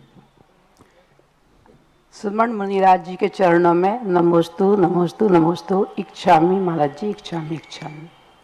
गुड़ मीठा होता है कैसे बताऊं, गुड़ मीठा होता है कैसे बताऊं, संगीत सुगत होता है कैसे बताऊं। ए बाबा अपने आप में अनूठा है, ए बाबा अपने आप में अनूठा है। इन्हें बातों बातों से कैसे बताऊं, इन्हें बातों बातों में कैसे बताऊं। फिर भी मैं बहुत प्रयास करूंगा, मात्र मैं अपने आंखों देखी बातों को ही बोलूंगी और वो ही थोड़ा सा उसके बारे में समाधान चाहूंगी। मैंने आज से 30-35 साल पहले गोलाकोट वाली कहानी सुनी थी। मेरी माँ उसी एरिया की थी। तब हम लोग बैलगाड़ी से गोलाकोट जा रहे थे, पचराई जा रहे थे, गए थे, संकल्प किया था, लेकिन भगवान के दर्शन नहीं मिले थे। क्योंकि इतना घना जंगल था और वहां कभी कोई जाता भी नहीं था। हमारी गाड़ी वापस आ गई बिना दर्शन के। लेकिन ऐत के जैन और आ के जैन और जो गोला वहां की पचराई की जहां की समाज है, इनका मात्र समर्पण ने आज गोलाकोट को कहां से कहां पहुंचाया है। मैंने 25 साल पहले दर्शन करने की कोशिश करी थी, मुझे भगवान के दर्शन नहीं मिले थे। भगवान होते हुए भी भगवान के दर्शन नहीं मिले थे। आज समाज का समर्पण और इनकी लगन और पुरुषार्थ और मेहनत, उसका देखो। जब मैं पहली बार गई गोलाकोट, तो जो मेरे साथ में मेरे भैया की भी होटल है, बहुत सुंदर होटल है 2-2 गुना में ललितपुर में, उसने कहा कि दीदी ये तो हम फॉरेंस में भी जाना, ऐसा कमरा नहीं मिला जो वहां के गोलाकोट का कमरा है। और मैं भी देख के दंग रह गई थी। वहां के जो कर्मचारी थे चलते नहीं थे, ऐसा लगता था उनके पैरों में चलने वाली चप्पल जूते हो, खिसकते थे और सेकंडों में काम। एक किसका अतिशय मैं नहीं बताऊंगी, बाबा का या छोटे बाबा का या इनके समर्पण का, किनका अतिशय है। एक बात, दूसरी बात, इनकी दीक्षा मैंने अपनी आंखों से देखी। इनकी दीक्षा मैंने अपनी आंखों से देखी। जब संस्कार हो रहे थे, 5 साधु थे, इनमें कौन से संस्कार डाल दिए कि जो बात बोलते हैं वो पूरी होती है। जो बोलते बात पूरी होने में टाइम नहीं लगता, चुटकियों बजाते काम हो जाता है। शायद इनके मुंह में 32 दांत होंगे, जिसके मुंह में 32 दांत होती है उनकी बात पूरी होती है। एक ज्योतिष बोलता है। तीसरी बात, अभी मैं चांदखेड़ी में देखा, आज से 30, 35, 40, 50 साल पहले हम लोग चांदखेड़ी जाते थे, लालटेन लेके जाते थे। मतलब मैं जब छोटी थी तब भी मुझे, अब तो मैं 5 फुट 5 इंच की, लेकिन 3 फुट की हूं तो भी झुक के जाना पड़ता था, इतना सा दरवाजा था और लालटेन लेके जाना पड़ता था और समय सीमित था, वहां भी पर्याप्त दर्शन नहीं होते थे। आज चांदखेड़ी की बात किसी से छिपी नहीं है, आज पूरा विश्व जानता है और जो दर्शन करते हैं वो जानते हैं। लेकिन 40 साल पहले चांदखेड़ी क्या थी वो बात सबसे छिपी है, वो बात मैं बताती हूँ। 40 साल पहले चूना की धर्मशालाएं थी और जब 2001 में महाराज जी पहुंचे थे, कमेटी ले तो जाती है बड़े हर्ष से और लाती है। जब महाराज जी चांदखेड़ी पहुंचे, दक्षिण गेट खुला था। महाराज जी का नेचर है कि पता नहीं कौन इनको ऐसा नेचर बना देता है, मुझे नहीं पता। खुद का नेचर है कि देव लोग आके इनके दिमाग में घूम जाते हैं, मुझे नहीं पता। जैसे ही गए और बोला दक्षिण वाला गेट बंद करो, अब कमेटी सटपटा गई, घबरा गई। अब क्या करें, ये सुधा सागर है, कोई सा साधु नहीं है, अब क्या होगा। और मंदिर के अंदर, ट्रस्ट के अंदर 250-500 रुपया नहीं थे सीमेंट की बोरी लाने के लिए, और महाराज जी से मना नहीं कर सकते थे कि महाराज जी हम दक्षिण का गेट बंद नहीं करेंगे। तो कमेटी समर्थमान थी, उसने कहा देखो बाबा को मनाना बहुत जरूरी है। तो उन्होंने अपने पैसा इकट्ठा करके कमेटी ने और सीमेंट बोरी लाके, ईंट गादा लाके दक्षिण का गेट बंद किया। जैसे ही दक्षिण का गेट बंद किया कि मेरी आंखों देखी बात है, वहां ऐसे की गिनने मशीन आ गई थी, बोरे भर भर के पड़ के। एक दिन में 1 करोड़ रुपया वसुंधरा है उसने दिया, और एक दिन में 1 करोड़ रुपया अमूल चंद चूना वाले ने 2 करोड़ 2 मिनट के अंदर आ गए थे। और फिर कितने आए, और आज वहां का निर्माण देखो, गोलाकोट की धर्मशाला के मायने कर रही है। 500 धर्मशाला के कमरे बन रहे हैं, 5-5 मंजिल, और वो भी कैसे, VIP, एकदम ऐसे कि बता नहीं सकते, जाके चल के देख लेना जिसको देखना हो। दूसरी बात, अभी चतुर्मास में काका कह रहे थे, हुकुम काका, कि ये क्या हो रहा है, अब हम क्या करेंगे, चांदखेड़ी में कोई काम ही नहीं है। एक आशा रानी पांड्या, उसको मंदिर छोटा था, उसको कहा तुम ऊपर जाओ, अभिषेक की भीड़ है। तो नहीं, क्यों, बोले मंदिर छोड़ा। बोले बस इतनी सी बात, बोले हाँ इतनी सी बात। बोले क्या चाहिए, 5 कितने चाहिए, इसको बड़ा कर दो। अब बड़ा कैसे होगा पता, उनने कितना दिया बोल नहीं सकते, नहीं टैक्स लग जाएगा, आप समझते होगे। तो इतना उनने समर्पण दिखाया। हुकुम काका ने कहा महाराज जी जैसा होगा, जो होगा जैसे करेंगे हम करेंगे, आप आशीर्वाद दो। तो एक कमेटी का समर्पण था कि महाराज जी के आशीर्वाद का चमत्कार था कि भगवान आधी रात का चमत्कार था। आज पूरे मंदिरों के लिए मैंने आंखों से देखा, भी मैं वहीं पे थी, पूरे मंदिरों के लिए इतने सी जेट पे उठा के अत्थर रख दिया था और नीचे के पूरे पिलर निकाल के रख दिए और नए पिलर लगा दिए, और 50-60 फुट का मंदिर बन रहा है। हजारों साल तक न बनता, न बन पाता, और न कोई बनाने वाले ने सोची थी, वो काम एक बाबा ने किया है। और हुकुम काका के समर्पण ने और हिम्मत ने और साथ ने किया है। ऐसा काम हजारों साल तक नहीं होता है। दूसरी बात मैंने कहा था ना, बातों में बात पूरी नहीं होगी। गुड़ मीठा होता है कैसे बताऊं, संगीत सुगत होता है कैसे सुनाऊं। ऐसे इन बाबा की बातों को आज बनाऊंगी। पहली बार आई हूं ना मैं इधर, अब मैं बताऊंगी, पूरी बताऊंगी। अभी मैं ईश्वरवाड़ा गई। आज से 2008 में मैंने सोचा कि मैं भगवान विराजमान करूंगी। मेरी माँ कह के गई थी। मैंने देखा 50-50 फुट भी शांतिनाथ भगवान के आजू बाजू में जगह नहीं है और मेरी 15 फुट की मूर्ति बनके तैयार हो गई। 15-20 साल से उस मूर्ति में गोलाकोट में गई है, वो भी मेरी पूंजी की है। ललितपुर में कोटा में कटनी में वो मेरी पूंजी की मूर्ति चल रही है। और मेरे ने महाराज जी से कहा कि महाराज जी जगह, तो महाराज जी कहते हैं और अपने गांव में तो और उदासीन हो जाते हैं, देख लो कर लो। आचार्य श्री से कहा, उन्होंने कहा हाथी बांधोगे खिलाओगे कौन, खिलाएगा कौन। तब फिर अब देखो कम से कम 12 बीघा 15 बीघा की बाउंड्री बन गई। अभी 1 महीना पहले देख के आई। 15 बीघा की बाउंड्री बन गई। 52 जिनाले बन रहे, नंदीश्वर जिनाले तहता हुआ बनेगा, सहस्कूट 10 मंजिल का बनेगा, समोसरण मंदिर, नंदीश्वर मंदिर 24 और एक तालाब, उसमें कमल जैसी रचना भारतवर्ष में नहीं। और मेरे भी गगन बिहारी बनेंगे वहां पे, उसका शिलान्यास हो गया। तीसरी बात और एक और बता दूं, नहीं रहने दो, अब बस पूछना ये चाहती हूं, इतनी सी बात है और जो मेरी सब आंखों देखी बातें थी, अनुभव करी बात, सुनी सुनाई, लिखी लिखाई, पढ़ी पढ़ाई नहीं। अब इतनी सी बात है, मैंने शांतिनाथ भगवान से लड़ाई की कि भगवान जब मैं मूर्ति रखना चाह रही थी, जब आपके पास 50 फुट भी जगह नहीं थी, अब मैं देख के दंग रह गई ईश्वरवाड़ा में। ये आपका चमत्कार कि आपके बेटे का चमत्कार है। भगवान ने मुझे जवाब नहीं दिया। अब मैं इसका जवाब लेने के लिए आई हूं इधर। अब मुझे जवाब चाहिए कि भगवान का चमत्कार है, कि भगवान के भक्तों का चमत्कार है, कि समाज का चमत्कार है, कि क्षेत्र का चमत्कार है, कि गुरुदेव का चमत्कार है। अब गुरुदेव आप मुझे समाधान कीजिए। कोई भी कार्य होता है, एक कारण से कार्य नहीं होता।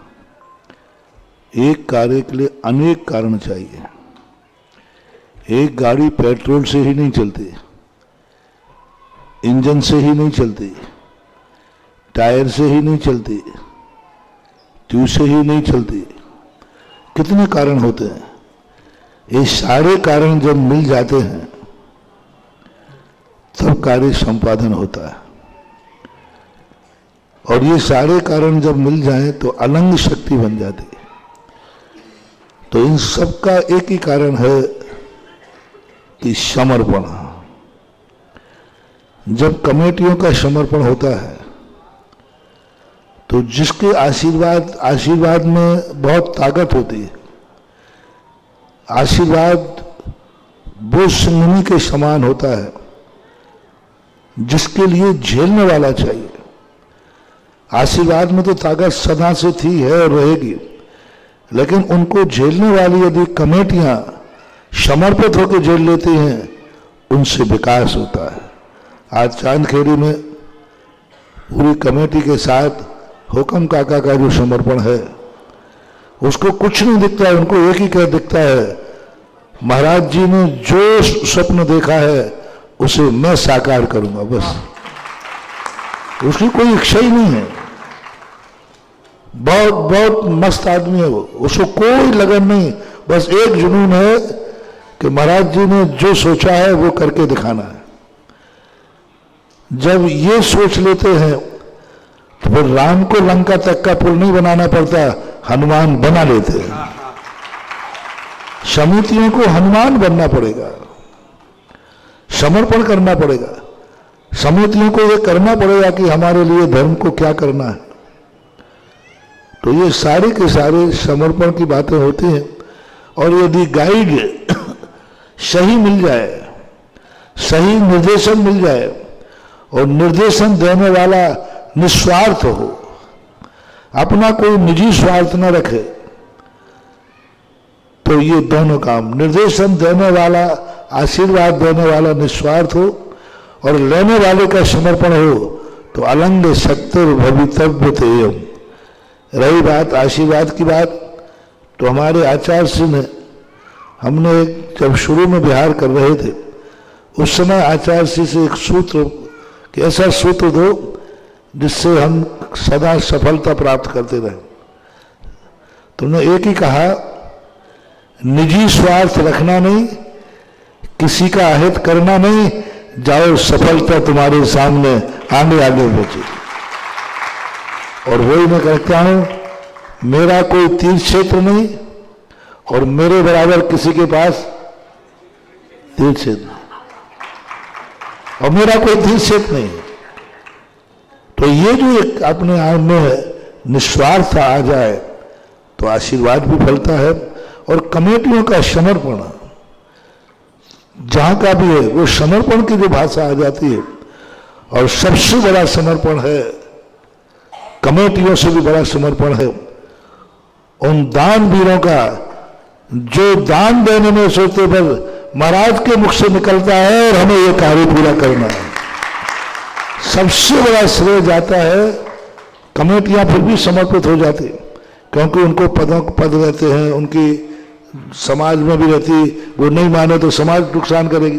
तुम पर सबसे बड़ा जो है, कमेटी को मजबूर होकर काम करना पड़ेगा कोई कमेटी में, लेकिन सबसे बड़ा जिसको कोई मजबूरी नहीं है, कोई मजबूरी नहीं, देवे या नहीं देवे, लेकिन बेदानी लोग जो दान दे करके इन क्षेत्रों पर आकाश में पहुंचा रहे, सबसे बड़ा श्रेय है उन दानियों के विश्वास का, कि उन दानियों को एक ही विश्वास है कि महाराज जी के मुख से निकला है, बस इसमें कोई ना कोई रहस्य है, कोई ना कोई दम है और वहां करना है। तो सबसे ज्यादा श्रेय जाता है उन दानवीरों के लिए जो इन क्षेत्रों को उठाने के लिए अपने पसीने की कमाई को समर्पित कर देते हैं। और वो एक ही देखते हैं, महाराज का आशीर्वाद है, फिर कमेटी को नहीं देखते, वो तो एक ही देखते, महाराज ने आशीर्वाद दिया है तो नियम से कमेटी अच्छी ही होगी, अच्छी होगी।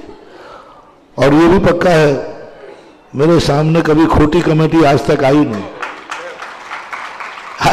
चाहे कोई क्षेत्रों की कमेटियां हो, ये सब लगाती ही हैं, समय देते हैं, धन देते हैं, सबको देते हैं। आगरा की चतुर्मास समिति देख लो, यहाँ की चतुर्मास समिति इतनी वीआईपी चतुर्मास समिति है, इतनी स्वच्छ निर्मल समिति है कि आज कोई भी व्यक्ति, मैंने एक दिन पूछा, मैंने कहा देखो कोई तुमसे इतना बड़ा चतुर्मास हुआ, हिसाब किताब है कि नहीं? तो बोले महाराज आज ही पेश कर दूं। और मैंने कहा कि बोले आज ही पेश कर दूं? मैंने कहा नहीं, आप तो आज कहो आज ही पेश कर दो, सारी पारदर्शिता बनी होती है। तो ये जो कमेटियों की पारदर्शिता है, ये दानियों के उत्साह बढ़ाती है, और दानियों को साधुओं पर विश्वास हो जाए कि साधु ने आशीर्वाद दिया है तो वह काम नियम से होगा। इस कारण से ये सब काम होते हैं। अब संक्षेप में इतनी, प्रश्न भी लंबा था, उत्तर लंबा नहीं हो जाए। लेकिन महाराज जी, आपके आज के इस जिज्ञासा समाधान को रोचकता देखते हुए, एक नई दिशा देखते हुए, जिनवानी चैनल ने भी कहा है 15 मिनट हमने अपने बढ़ा दिए हैं।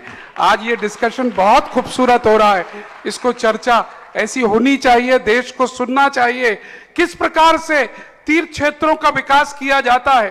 पूज्य गुरुदेव की ये नेतृत्व क्षमता, विजनरी, दूरदृष्टि, ये सब कुछ है। और जो बात दीदी कह रही थी, पता नहीं कहां से क्या समझ में आता है, वास्तु है या क्या है। मैं यहाँ की एक छोटी सी घटना बता रहा हूं। यहाँ पर पूज्यवर ने जब पंडाल बन गया था तो हम लोग रसोई भोजनशाला सामने चला रहे थे। आते ही कहा था इसको हटाओ और उधर ले जाओ। हमें लगभग 1 महीना लग गया उस कार्य को करने में, थोड़ा दिक्कत थी पीछे सफाई करने में। और आपको विश्वास नहीं होगा, 1 महीने तक कोई घोषणा ही नहीं हो रही थी। हम पूज्यवर के सामने जा भी रहे थे, कुछ आगरा के लिए होना चाहिए, पूरा देश जा रहा था, कुछ आगरा के लिए कुछ दोगे। पूज्यवर मौन थे, कुछ बात ना तो उनकी समझ में आ रही ना हमारी। और जैसे ही भोजनशाला उधर पहुंची है जहां पूज्यवर ने बताई, उसके 15 दिन बाद ही वो इस मंच से पूज्यवर के दिमाग में आई और घोषणा की, और उसका रिजल्ट आप देख सकते हैं। लोकोदय तीर्थ की योजना आप सबके सामने है और वो बहुत तेजी से आगे गति पकड़ रही है और उसके बारे में चर्चाएं समय समय पर हम करते रहेंगे। हम बुलाना चाहेंगे श्रीमान कमल जी राव का ब्यावर, आए और अपनी बात को रखें। कमल जी आ गए क्या? हाँ बैठे, बिल्कुल। और सारे जगत के आज प्रसंग आ गया है, कभी कभी आते हैं। सारे जगत की कमेटियों से कहना है तो 3 चीजों पर अमल करें। पदों को अपनी बपोती न समझें, कमेटियों के चुनाव में पारदर्शिता हो और कमेटी के हिसाब में पारदर्शिता हो। हर व्यक्ति को हिसाब नहीं बनाना, चाहे साधुओं के चतुर्मास हो, चाहे पंचकल्याणक हो, चाहे कोई कार्य हो, सारा हिसाब बाकायदा रखें। यदि दातारों के द्वारा दान की घोषणा हुई है तो उन दातारों को भी अपने हिसाब को देने के लिए, और जिन्होंने दान नहीं दिया है वो भी समाज के बीच में आना चाहिए, और जिन्होंने दिया है उनको भी समाज के बीच में आना चाहिए। हिसाब की पारदर्शिता जितनी रखोगे उतनी जनता कि तुम लगा नहीं पाओगे, तुम्हें रोकना पड़ेगा। सारी दुनिया में असंतुष्ट व्यक्ति फैलाते हैं कि भाई कमेटी में वो कार्यक्रम हुआ था, हिसाब दिया ही नहीं, हिसाब कहे ही नहीं। तो ये कमेटियों को मिला। हालांकि ये नहीं कह रहा हूं कि हमारी कमेटियां गलत होती हैं, नहीं, मेरा तो ये विश्वास होता ही नहीं, लेकिन फिर भी यदि पारदर्शिता रहेगी तो लोगों में और अच्छा होगा, ये करना चाहिए। हाँ। कोटिशय नमोस्तु महाराज जी। महाराज जी, रत्नकांत श्रावकाचार्य का स्वाध्याय में जो संलेखना अधिकार आया है उसमें संबंधबद्ध स्वामी जी ने बहुत ही सुंदर उपसर्गे दुर्भिक्षे जर्सी रुजयाम प्रतिकारे धर्माय तनु विमोचन साहु संलेखना मार्या। महाराज जी, इसमें 2-3 जिज्ञासाएं ये है कि ये जो गाथा आचार्य भगवान ने, स्वामी जी ने लिखी है, वो क्या सिर्फ मुनिराज व्रती लोगों के लिए ही है या इसमें श्रावक भी इसको अंगीकार कर सकते हैं? दूसरा, अगर कोई मुनिराज निर्यापक आचार्य जी से संलेखना समय की लेता है तो उसको क्या वह अवधि बढ़ाई जा सकती है क्या? और महाराज जी, एक के श्रावक अगर के सामने ऐसी विकट स्थिति है कि उसको इमीडिएट डिसीजन लेना पड़ रहा है, जैसे एक्सीडेंट हो रहा है, वो संलेखना धारण कर सकता है क्या? ये थोड़ा सा जिज्ञासाएं थी। उस सूत्र के अंदर अपने उपसर्गे दुर्भिक्षे जरस रुजायाम धर्माय तनु विमोचन की बात कही। तो उपसर्ग को किसी को भी आ सकता है, दुर्भिक्ष श्रावक को भी आ सकता है, और जीवन का अंत भी बुढ़ापा किसी का भी आ सकता है। धर्माय तनु विमोचन, धर्म के लिए का अर्थ धर्म की रक्षा के लिए, व्रत की रक्षा के लिए। धर्म कोई जैन धर्म नहीं, महावीर स्वामी ने अपना जो व्रत है उसकी रक्षा के लिए निप्रतिकारी शब्द भी दिया। जब उसका कोई प्रतिकार नहीं है उस समय श्रावक भी क्या, त्रियंचों ने भी संलेखना ली है, सांप ने संलेखना ली है, सिंह ने संलेखना ली है। 33 दिन की संलेखना की महावीर स्वामी के जीव ने 10 भाव पहले। हाथियों ने संलेखना ली, श्रावक को संलेखना। पूज्य समंतभद्र महाराज ने तो श्रावकाचार में संलेखना को व्रत के रूप में ही ले लिया कि अंत में हर श्रावक को संलेखना, और इतनी महिमा गाई कि संलेखना के समय श्रावक महावृत्ति के उपचार को प्राप्त हो जाता है। महावृत्ति के उपचार को प्राप्त जब वो संलेखना ले लेता है तो सबसे पहला श्रावकाचार रत्नकांत श्रावकाचार है। तो पूज्य समंतभद्र महाराज ने श्रावकों से ही संलेखना शुरू की गई। यानी संसार में सबसे पहले संलेखना का वर्णन करने वाला कोई ग्रंथ है तो वह रत्नकरण श्रावकाचार। मूलाचार में, मूलाचार बाद में समंतभद्र महाराज का, और दूसरा शिवकोटि महाराज ने जो भगवती आराधना ली वो तो समंतभद्र महाराज के शिष्य के रूप में थे। बाद में जाकर के समर्पण हुआ शिवकोटि महाराज का। तो गृहस्थों को भी है।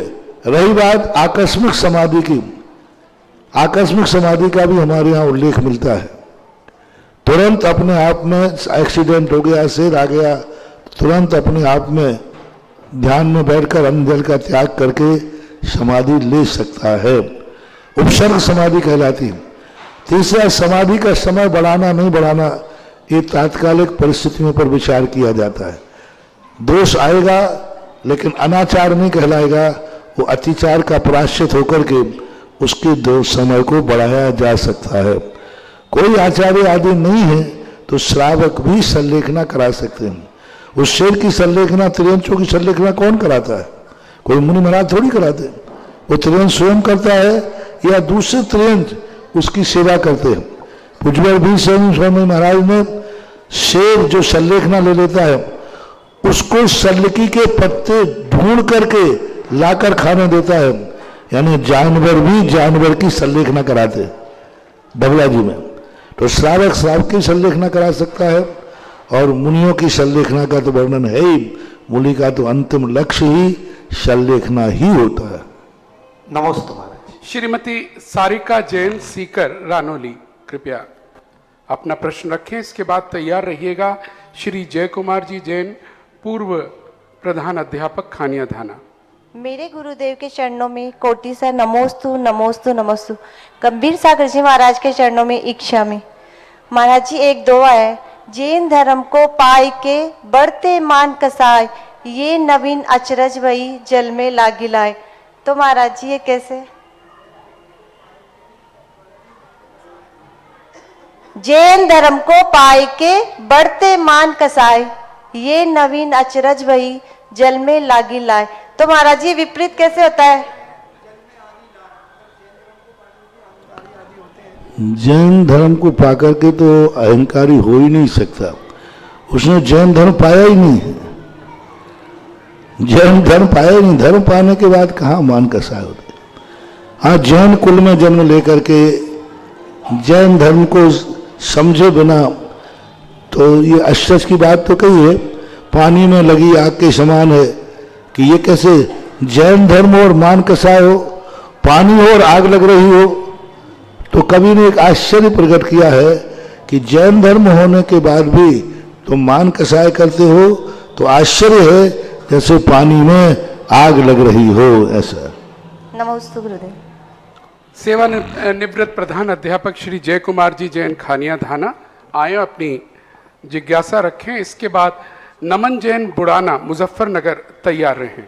जगत पूज्य श्री साक्षात महाराज श्री तथा मेरे परिवार की ओर से सादर नमोस्तु व बुंदेलखंड के 84 गांव की समाज की ओर से सादर नमोस्तु व छुल्लक जी महाराज के चरणों में सादर इच्छा में। महाराज श्री, मेरा प्रश्न है कि हमारे कुछ जाति भाई मतलब मूल जैन संस्कृति व आत्म कल्याण संस्कृति को भूलते जा रहे हैं। वह मुनि महाराजों के ना तो निकट आते हैं, ना उनका चौका लगाते हैं, ना उनकी भैयावृत्ति करते हैं, जबकि उनके पूर्वज ये सभी कार्य करते थे।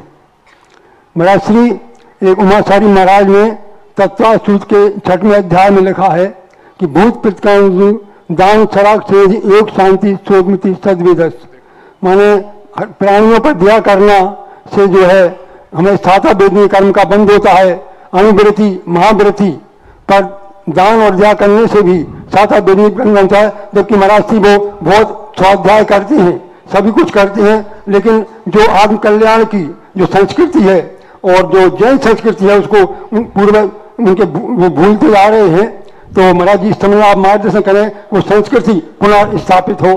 महाराज जी नमोस्तु। पहली बात जो आपने कही, युवा वर्ग जो भूलता जा रहा है, उसमें दोष आप जैसे वृद्ध लोगों का है, क्योंकि आपने अपनी संतान को उंगली पकड़ करके, डांट करके, डपट करके, चोरी से, मायाचारी से, लोभ दे करके उनको स्कूल भेजा। नहीं गया तो उनको आपने थप्पड़ मारा, नहीं उठ रहा है तो माँ जल्दी उठ जाती, उठ बेटा स्कूल का समय हो गया। वो नहीं उठता है तो उसको डांटती फटकारती है, वो रोता रहता है, जैसे बने जाकर के और स्कूल की बस में बैठा देते हो। क्या आज कोई माँ बाप हैं जो इतनी मेहनत जो स्कूल भेजने के लिए करते हैं, उतनी मेहनत मंदिर के लिए या पाठशाला को भेजने को करते हैं? बालक मिट्टी के समान होता है, माता हम कह तो देते वो जाते ही नहीं है। अरे वो तो स्कूल भी नहीं जाना चाहता था, आप बहाना बना दे महाराज वो कह दिया वो स्कूल जाने नहीं चाहता, फिर भी तुम कितने हथकंडे, क्या इतने हथकंडे बच्चे को मंदिर भेजने के लिए किए आपने? क्या इतने हथकंडे पाठशाला भेजने के लिए किए? क्या पाठशाला भेजने के लिए कोई ऑटो रिक्शा लगाया? क्या पाठशाला भेजने के लिए कोई पाठशाला बस है? आज स्कूलों की बस है, पाठशाला की बसें क्यों नहीं है? ये सारी जिम्मेदारी है माँ बाप की कमी है। आपने धंधे पे पानी को करने के लिए गए, माता ने कितनी बार बेटे को अपनी गोदी में बैठा के भोजन कराया, थाली लगाई? क्या कभी माताओं ने बेटे की पूजन की थाली लेकर के क्या पिता उसको अपने संग पूजा कराने ले गया? क्या कहा कि बेटा चलो पहले पूजा करने जाओ? छोटे में बिना पूजा के तेरे पूजा कराने का नियम है, स्वयं पूजा कराने का नहीं। मैं हर बाप के लिए एक उपदेश देता हूं कि बाप पूजा करने का नियम न लेवे, बेटे को पूजा कराने का नियम ले रहे, ये श्रेष्ठ। आहार दान देने के लिए तुम लोग गए, बच्चों को बाहर निकाल देते हैं, आपने नहीं बेटा तू तो थे बैठ रहा, और स्वयं आ जाते आहार देने के लिए। बोले पूज्य गुरुदेव आचार्य विद्यासागर महाराज की देन है जो युवा लोग आहार देना सीख गए, नहीं तो आपकी बदौलत तो कोई आहार ही नहीं दे पाता। आप पुरुषों को आते हैं, आप आज पुरुषों चले, क्या कभी बेटे से कहा बेटा दुकान पे? मैं हमेशा कहता हूं, यहां शुरू में भी हमने कहा था कि ये पुरुषों के अंदर यदि घर में किसी को रुकना पड़े तो सासू घर में रोटी बनाएगी, बहू प्रवचन सुनेगी। ये नियम बनना चाहिए। सासू आगे पहले बैठ जाती है, अब बहू क्या करे, वो तो घर में रहना पड़ेगा, और इनको आगे कुछ नहीं हो तो सूखी लकड़ियां हैं जो कुछ नहीं होने वाला। दुकान पे जाना है तो बेटा दुकान पे नहीं जाएगा, बेटा मैं दुकान पे जाऊंगा तुम प्रवचन सुनने जाओ। और जब आप जाकर के जब बूढ़े हो जाते हैं तो जाकर के व्यापार दुकान पे बैठा के अपने जीते जी बैठाते, किससे लेना है किससे देना है, जहां से माल लाते हो उससे भी कहलवाते हो कि भाई अब तक तो नहीं आ रहा था, अब मेरा बेटा आएगा, वैसे ही निभाना। क्या ऐसा इतनी मेहनत आपने जितना व्यापार सिखाने के लिए किए, क्या इतना मंदिर जाने के लिए किए? युवाओं का कोई दोष नहीं है, 99% सब उन माता पिताओं का दोष है। माता पिता उनको उस रूप से करते ही नहीं है जितनी लौकिक व्यवस्थाएं करते हैं। तो माता पिता, तुम सारे माता पिता सुधर जाओ, भारत के 95% युवाओं को मैं सुधारूंगा।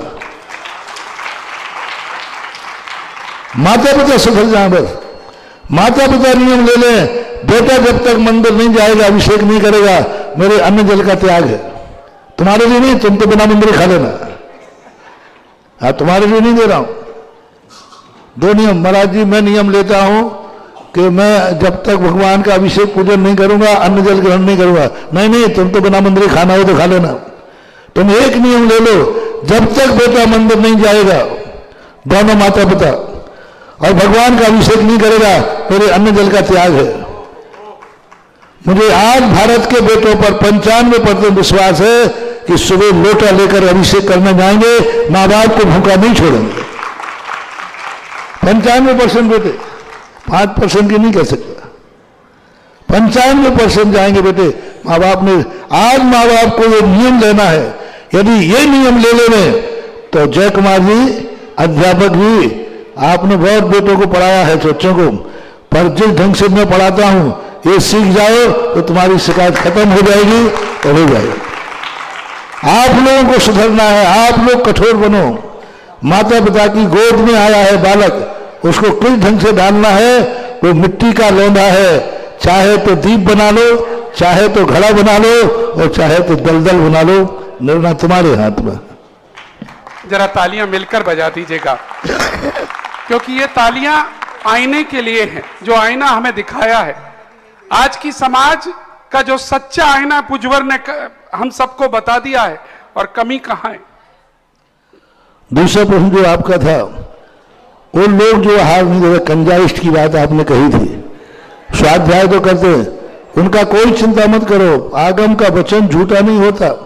वृष समिति गुप्ती आदि जो असाता वेदनी कर्म के बंध के कारण कहे, इनकी ऐसी स्थिति बनती है कि इनके पास मरने के लिए भी पुण्य नहीं बचता, क्योंकि उन्हें साता वेदनी कर्म बने ही नहीं, साता बने नहीं, तो दिन भर हमेशा पुण्य की क्रियाओं का निषेध किया, उसका परिणाम वो खुद भोग रहे हैं। आज तक एक भी व्यक्ति संलेखना और समाधि पूर्वक नहीं मरा, ऐसे लोगों के गुटों में, ऐसे परिवारों में ऐसे व्यक्ति एक भी संलेखना समाधि पूर्वक नहीं मरा, एक भी व्यक्ति समय सार का चिंतन करते हुए नहीं मरा। कोई अस्पतालों में मरता है, कोई चिल्लाते हुए मरता है, संलेखना का तो भाव ही नहीं होता उनका। मरने के लिए भी पुण्य नसीब हो तो हो पाते हैं, इसलिए उसका फल तो उनके लिए हो रहा है। और मैं आपके कन्यादान में भी 2 महीने रह करके इस पर कोई उपदेश दिए हैं, पुरानी कैस्ट सुन लेना। अंतिम प्रश्न की ओर बढ़ते हुए शीघ्रता से करेंगे श्री नमन जी जैन बुढ़ाना। सकल जैन समाज बुढ़ाना मुजफ्फरनगर की ओर से महाराज श्री के चरणों में त्रिबार नमोस्तु नमोस्तु नमोस्तु। चुल्लक जी के चरणों में त्रिबार इच्छामी इच्छामी इच्छामी। महाराज श्री, मेरा प्रश्न ये है कि जिस विषय पे आपने चर्चा की है कि युवा लोग आजकल बढ़ चढ़कर धार्मिक अनुष्ठानों में हिस्सा ले रहे हैं, लेकिन आपने फिर दूसरा एक पक्ष भी रखा कि कहीं ना कहीं माता पिताओं का भी उसमें एक कमी हम टाइप से कह सकते हैं कि वो नहीं कर पा रहे हैं, आगे नहीं बढ़ा पा रहे हैं युवा लोगों को। और महाराज श्री, जिन क्षेत्रों में गुरुओं का, संतों का, साधु संतों का पदार्पण नहीं हो पा रहा है, तो उन क्षेत्रों में जो युवा लोग हैं वो कहीं ना कहीं धार्मिक जो अनुष्ठान है या बाकी जो धार्मिक क्रियाएं हैं या धर्म से कहीं ना कहीं विमुख हो रहे हैं।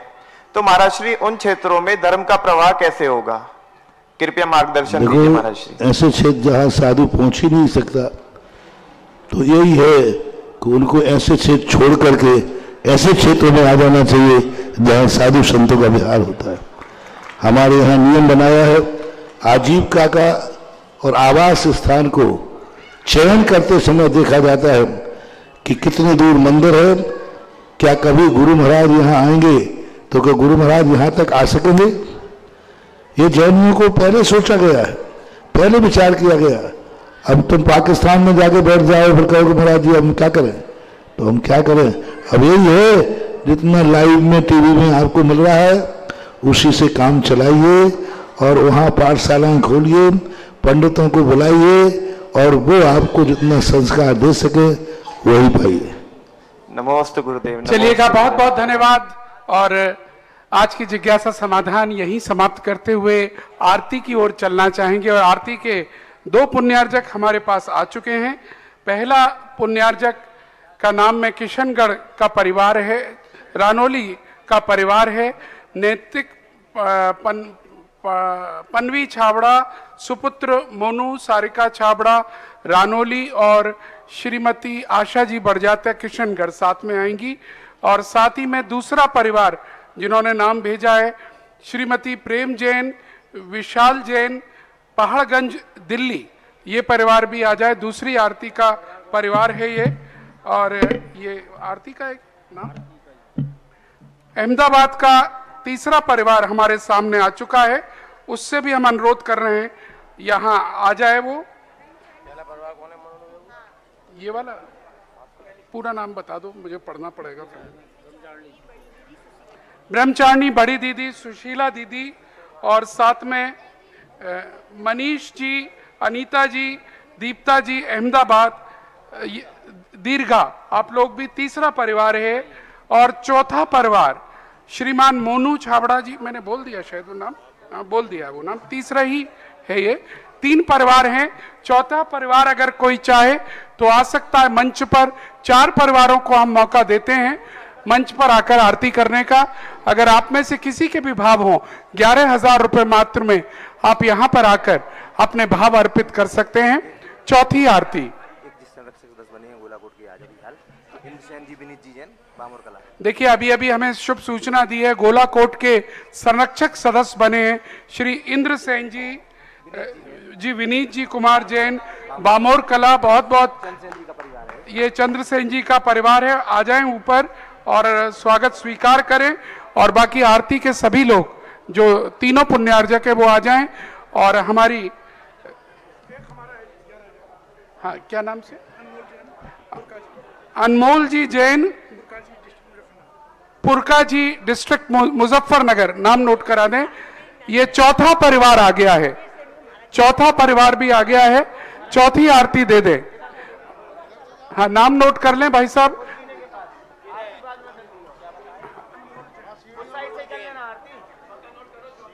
चौथा नाम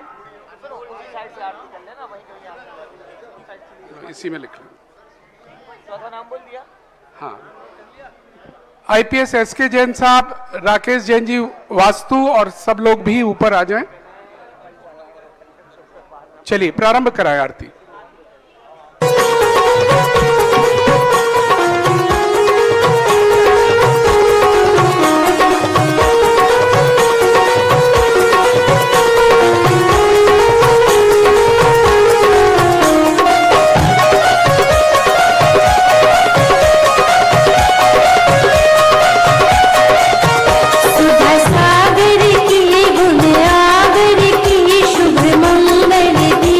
सजा